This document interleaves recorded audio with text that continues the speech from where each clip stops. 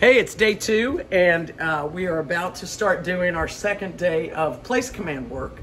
So what we do when we are teaching a dog a command, any command, we always start by doing the initial instruction and teaching and showing in the least amount of distraction and excitement that we can find.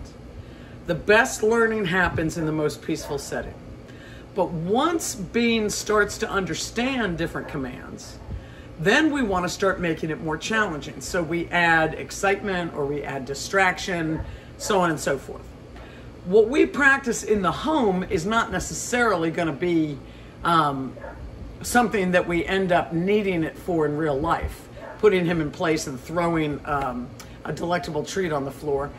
But what it is doing is it is creating the impulse control and the recognition of what's expected, so that when you do need it, when guests are coming over or anything, he will understand that it's his job to stay there. He's not going to ask, why am I not going to get a treat, or why? He doesn't care. He's not thinking critically about it. He just knows we are just hammering the habit that when we get on the place, we don't move until we're released. So let me show you what the easy next steps look like. You ready, buddy? Place. Yes. Yes, he's a good boy.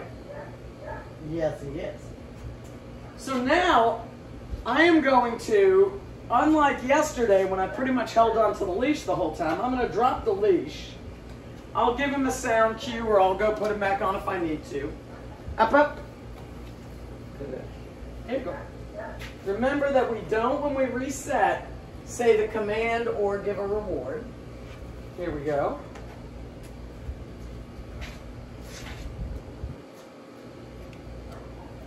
So now, up, up.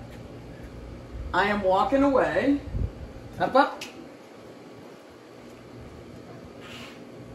Here we go. Put him back. So what I'm showing you is how it looks when we first add more challenge. I want you to see the mistakes so that you can see what that looks like, his mistakes. So now I am walking around. We call this proofing. I can't get it on camera right now, but there's somebody walking by with a stroller on the street. You see how he's fixed on me.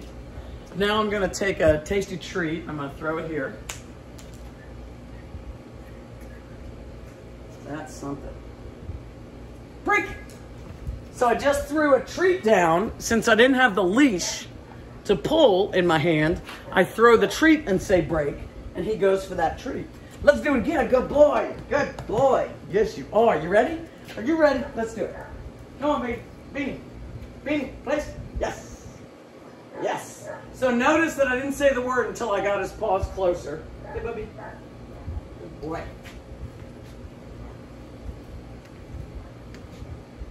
Now, in the course of the time that he's here, spatial pressure to put him back on that time, I will eventually pull out the other 2 client dogs, Daisy and Boone, his buddies, his girlfriends, and I'll use them as distraction. But we're not at that point yet. Up, up, up. He's not ready for that kind of craziness, but we will be building up to it. Up, up. So I give him help. Up, up.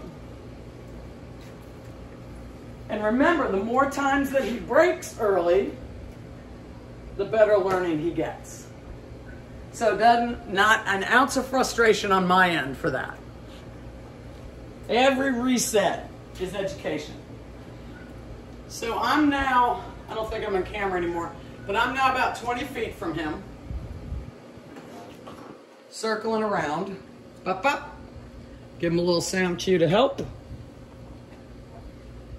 And this time I'm going to put, I'm going to put 1 treat, 2 treat, up, up. Spatial pressure, because I love it. Up, up, up. Sneaky. Hey, good. So I have 1 treat, 2 treat, 3 treat, 4 treat. So you notice how when he makes an error and he leaves early, I just keep going. I just put him back on there and we keep on going. No corrections, no punishment. Now I'm behind this little, come over here. So what I'm gonna do is pick up one of these treats and toss it again to draw him off the bed when I say the release word. Break! Good boy! Good boy! Good boy! That's my man. Good boy.